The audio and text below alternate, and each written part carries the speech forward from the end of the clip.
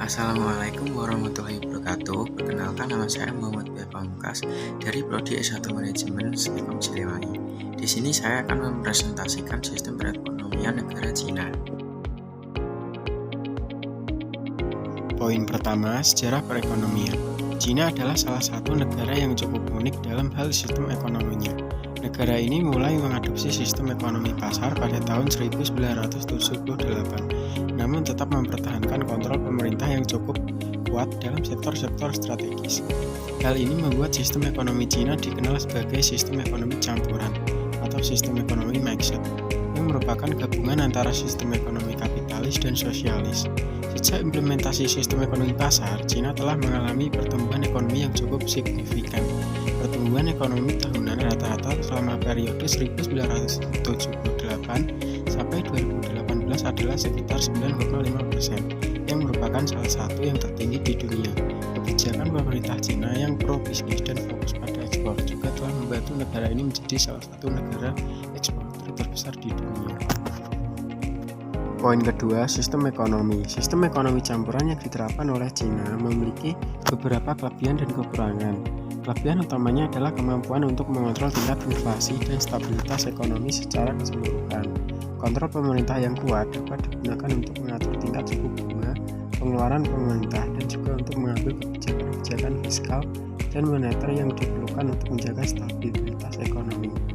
Selain itu, sistem ekonomi campuran juga dapat membantu menjamin kesejahteraan sosial. Pemerintah dapat mengambil tindakan untuk mengatasi masalah-masalah sosial seperti pengangguran, kesenjangan ekonomi, dan masalah-masalah lainnya. Pemerintah Cina telah mengambil beberapa kebijakan seperti program-program pemerintah untuk memberikan bantuan sosial kepada kelompok-kelompok masyarakat yang kurang mampu. Namun, sistem ekonomi campuran juga memiliki beberapa kekurangan. Salah satu kekurangan utama adalah inefisiensi yang ditimbulkan oleh intervensi pemerintah yang berlebihan. Kontrol pemerintah yang kuat dapat menghambat perkembangan sektor swasta dan mengurangi inovasi. Selain itu, kontrol pemerintah yang berlebihan juga dapat menyebabkan distorsi harga dan meningkatnya biaya produksi. Poin ketiga adalah komoditi ekspor andalan negara Cina. Ekspor andalan negara Cina adalah mesin dan peralatan angkut. Antara lain adalah alat elektronik, mesin-mesin industri, pakaian, mainan anak-anak, barang-barang alat rumah tangga, mobil, keramik, dan peralatan militer. Selanjutnya adalah PDB Cina. Cina telah mengumumkan bahwa produk domestik bruto tumbuh 5,5% secara tahunan. Pada paruh pertama H1 2023 dari data NBS, nilai PDB Cina itu mencapai 59,3 triliun yuan pada H1 2023. Hal ini menjadikan Cina berada di peringkat 2 dalam peringkat PDB dunia. Selanjutnya, pertumbuhan ekonomi negara Cina. Pertumbuhan ekonomi Cina pada kuartal 3 2023 tercatat sebesar 4,9% secara tahunan, melampaui ekspektasi sebesar 4,4% berdasarkan data yang dirilis Biro Statistik Nasional Cina pada Rabu 18 bulan 10 2023. Pertumbuhan ekonomi tersebut lebih rendah dibandingkan dengan kuartal 2 2023 sebesar 6,3%. Namun menjadi yang tertinggi dalam rentang periode kuartal 4 2021 sampai kuartal 1 2023. Adapun secara kuartalan, PDB Cina tumbuh sebesar 1,3%, meningkat dari periode sebelumnya sebesar 0,8%. Sama seperti perhitungan secara tahunan, pertumbuhan ekonomi Cina secara kuartalan itu pun lebih tinggi dibandingkan dengan ekspektasi sebesar 1%.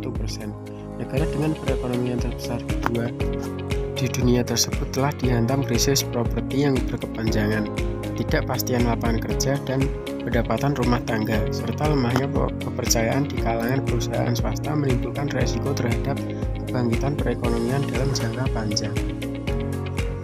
Kebijakan ekonomi negara Cina.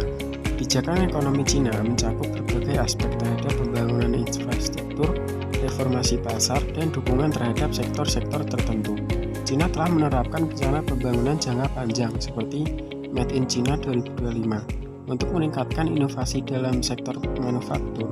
Selain itu, mereka memiliki kebijakan One Belt, One Road yang mendukung investasi dan pembangunan infrastruktur di berbagai negara. Selama beberapa tahun terakhir, Cina juga telah melakukan reformasi pasar keuangan dan menghadapi tantangan seperti perlambatan pertumbuhan ekonomi. Pengendalian ekonomi dan regulasi perusahaan juga menjadi fokus, khususnya terkait dengan sektor teknologi. Selain itu, kebijakan energi dalam dan lingkungan untuk mengurangi polusi dan meningkatkan efisien energi juga menjadi perhatian pemerintah Cina. Sekian presentasi video dari saya. Apabila ada salah kata, mohon maaf. Saya ucapkan terima kasih. Wassalamualaikum warahmatullahi wabarakatuh.